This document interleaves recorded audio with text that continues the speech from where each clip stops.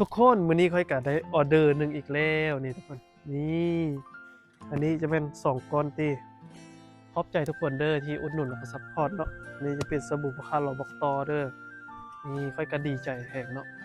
ดีกว่าแต่ละมื้อหั้นค่อยบ่ได้ขายจากออเดอร์เนาะไปสู้กันทุกคนต้นทุนชีวิต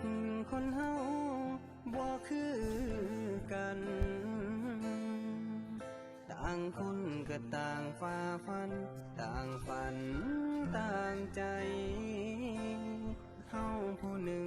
ที่เกิด มาในครอบครัวที่ยากจนบ่มีไผสนใจ ทุกเทื่อที่เห็นพ่อกับแม่เมื่อยหลายมันน้อยใจขอบใจทุกคนเด้อที่รักเพลงแล้วก็อุดหนุนสินค้าเนาะท้ายก็บ่มีหยังหลายเนาะดีใจทุกคนที่ให้กำลังใจแล้วก็กดไลค์กดแชร์เนาะอย่าลืมอุดหนุนสบู่ซอยเด้อจะมีลดเงินลดขับลดไอฝนเนาะหลายอย่างเนาะใครที่อยากได้ก็สามารถพิมพ์เข้ามาได้เลยเด้อ